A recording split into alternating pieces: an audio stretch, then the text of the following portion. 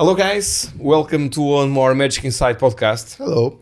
Artur, we are going to have a shorter one today, yes, but I think it will be an interesting one because the topic will be copies in Magic, right? Mm-hmm. And because there are many Chinese websites selling a lot of Magic that it was not them who created it, you know. And the problem is that they use, for example, regarding my products, there are several products of mine there which are copies. Mm-hmm. They use my trailer, my name, my ad description. They copy everything.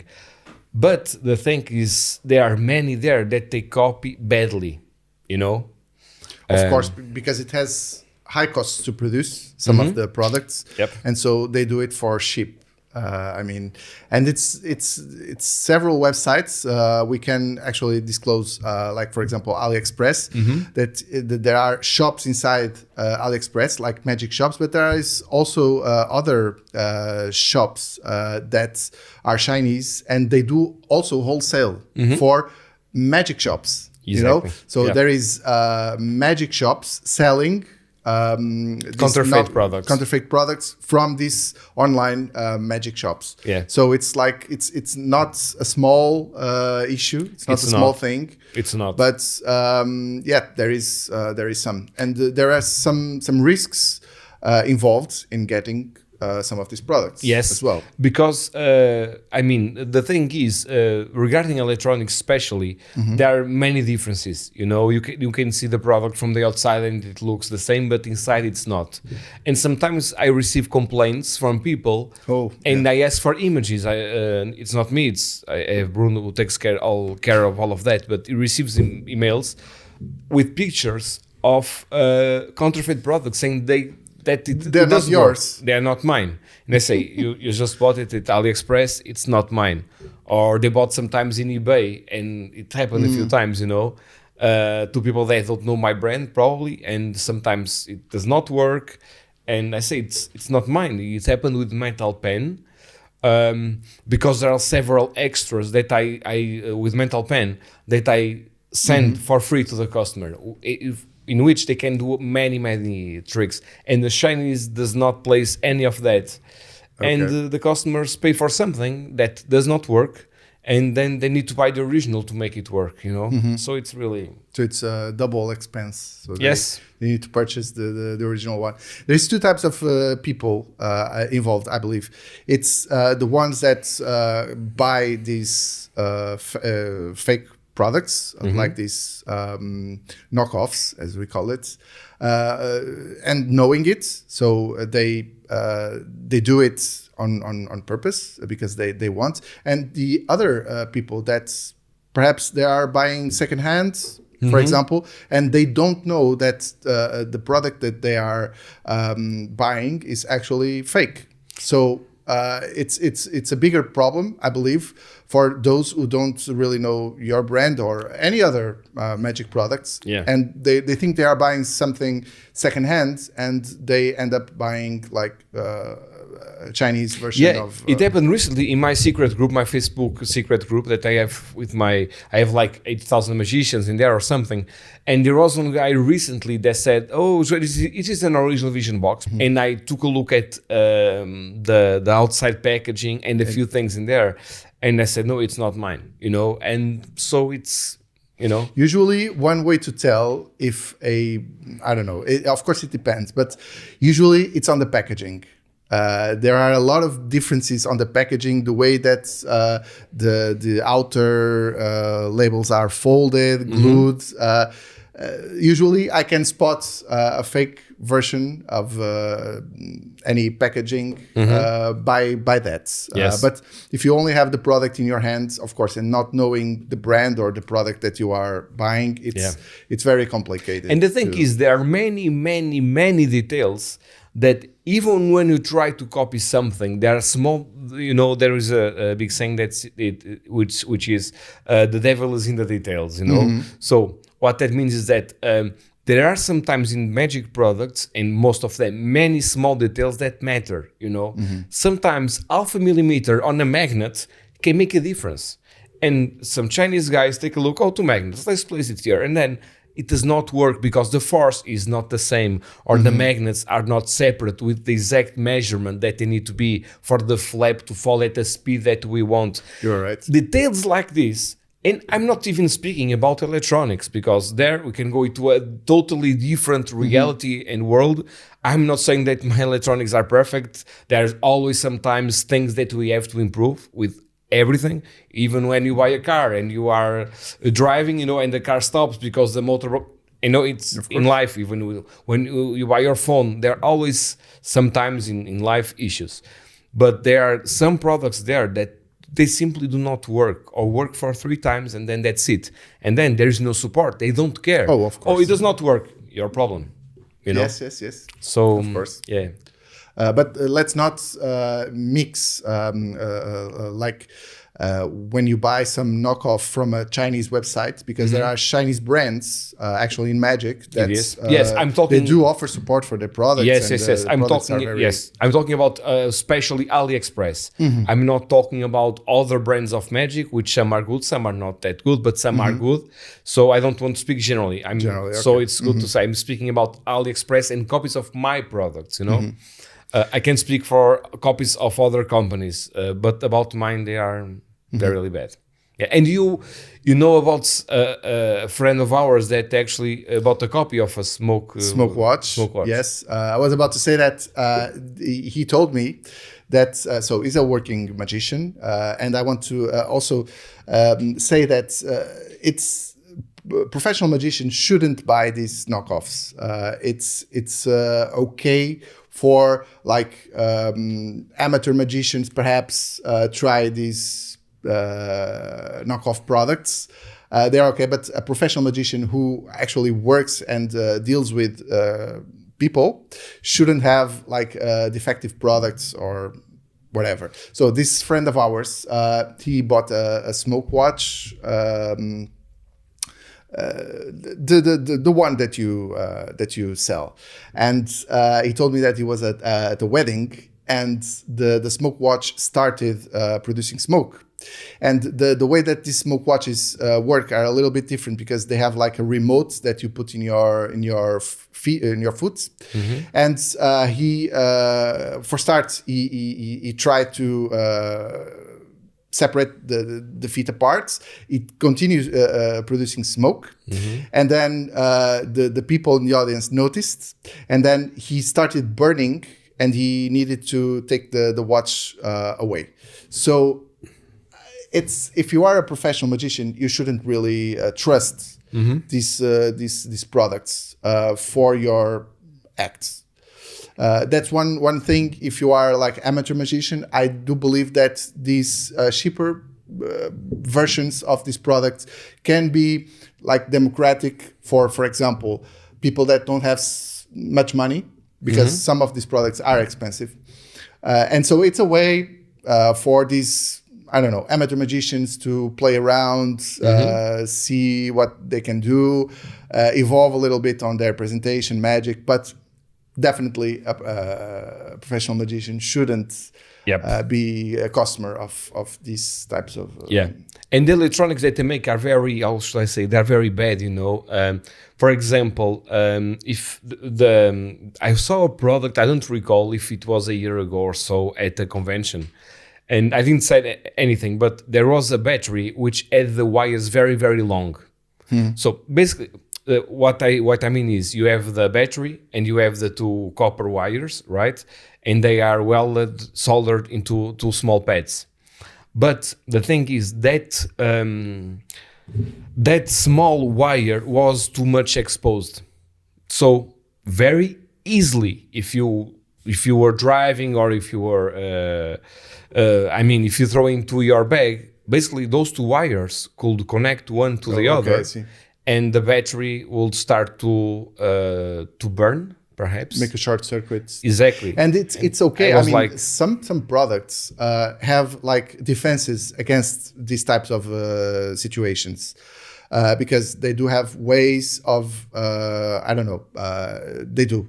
So if they short circuit, it probably, if it's a well-made product, like a well thought in terms of design, in terms of the electronic PCB, yes, it can be diverted. But small companies like these Chinese that produce these knockoffs, they don't care about that. So if the battery shorts, that's it will catch fire. Yeah. And speaking of that, very recently we had this very sad news about Vanishing Inc. That caught fire, the warehouse. And San Diego Magic Shop also that before that in January, I believe. Yes.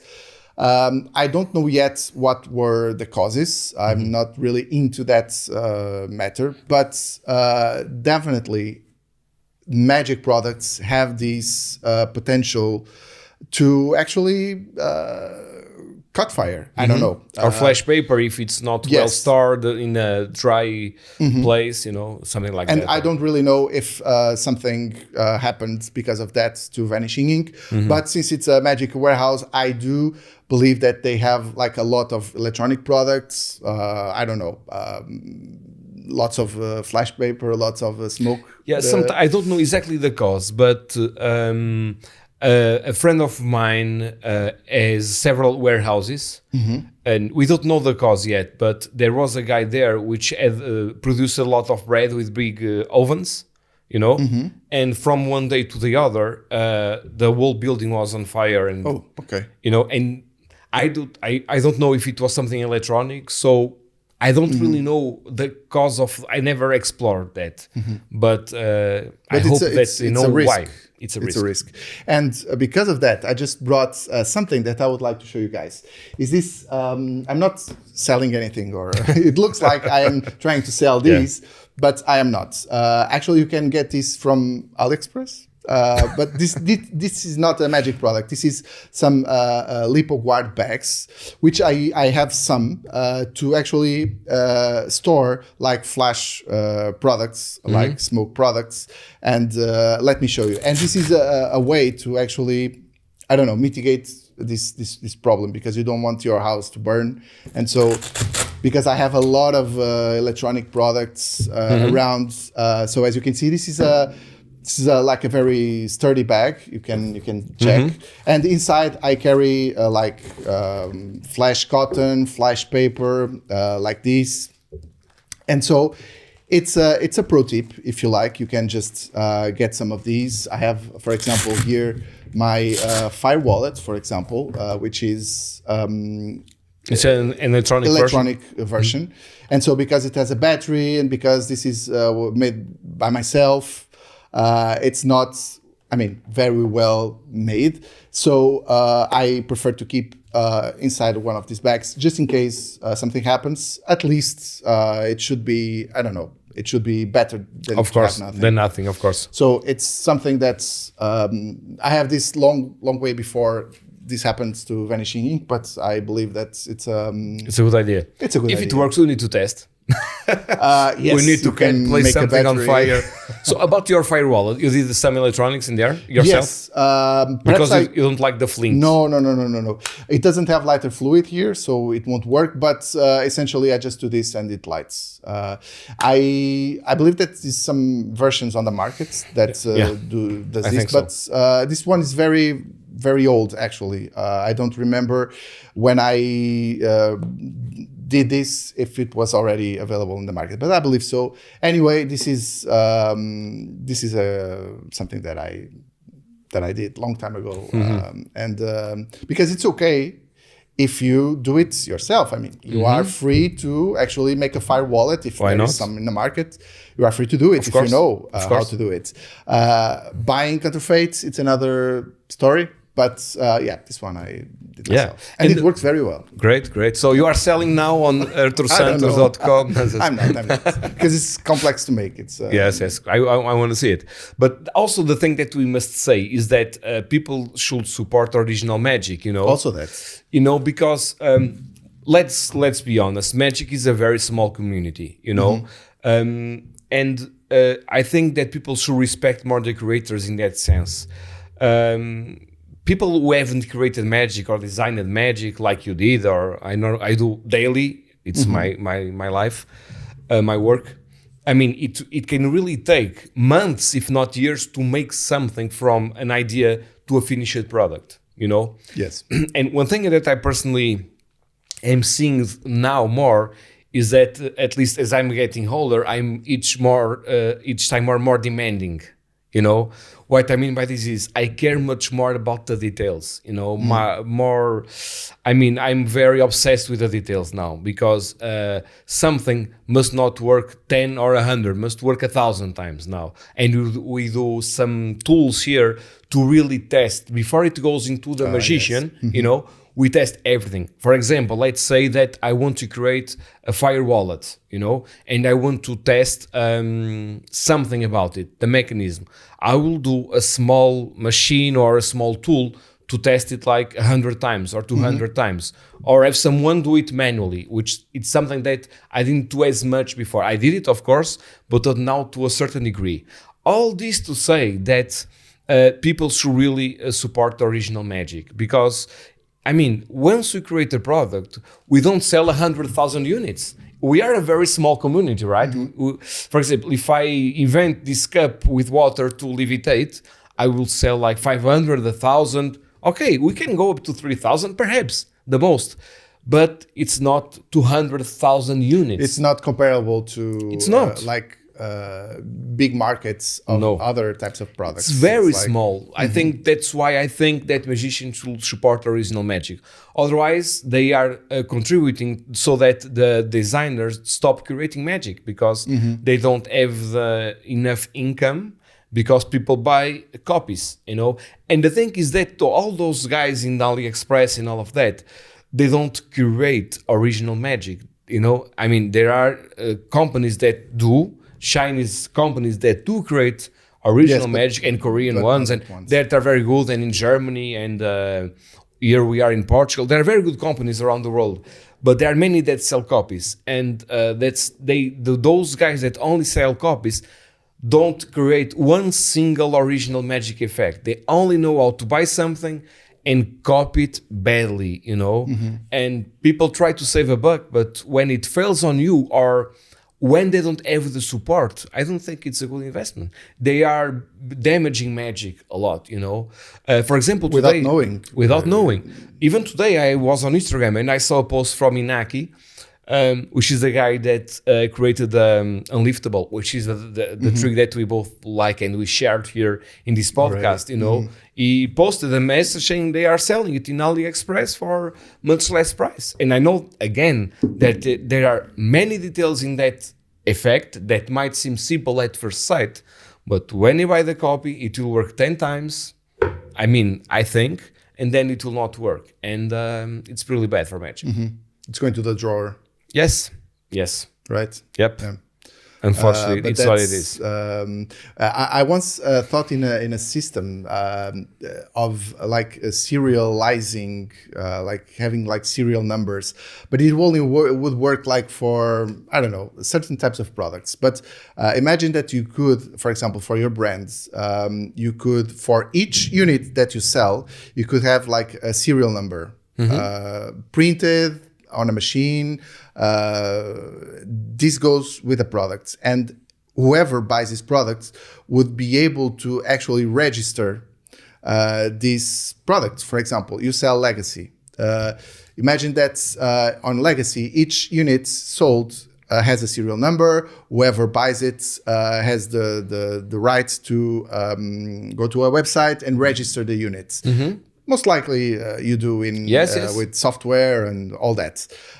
So if some company tries to sell someone else a knockoff, they would need to produce a serial number that either is not valid, or if it's a copy, it should already be assigned to someone else. And so if you check for the serial number, you'll see that this is a copy. I see. But the thing is that they remove your original video from YouTube or wherever platform you have, and they send you a small paper with the YouTube /543, you know, and it's really very hard to ensure that I had it's a fun fact. I had a very long time ago.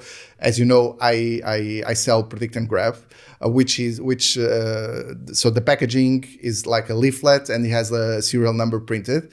And I had some guy who emailed me saying that his secret code, which is like the serial number, was not working. Okay. And so I asked, send me a picture of the serial number so that I can check why it's not working exactly. And the guy sent me a screenshot of my own video with a leaflet in my hand showing explaining the instructions with really? Not my face. So he cropped. But when I shoot the video, I produced that specific serial number for the video. So I knew that serial number was only used for the video. And so people try everything. They try everything. That's unbelievable. They are stupid. You might have some stories as well like this. Yes, if I think I don't know, a little. Bruno, perhaps we can invite him someday to talk about this. I don't know. He must have a lot of because he deals with your customer support. Yes, and yes, he gets a lot of emails of counterfeit products. He really does, which is really sad, because it's not supportive of magic, and it's really But sad. this is something that it's not going away. I don't think so, unfortunately. It's not going away. No. And the way I see, for example, you have Apple. Apple has counterfeit products. Every year or so, there are knockoff versions of the next iPhone. Yes. Of course, it's not comparable, but they still do it. Like the outer casing, it's unbelievable how they achieve such detail. And I do believe that the way to fight these counterfeits, it's in the details. Because if it's costly to produce, they won't go further. For example, Legacy, there is not one single copy of that because it's so complex. The electronics, they need to spend so much money. Even those guys need to spend so much money in developing it that they simply do not care, I think the same happens with packaging.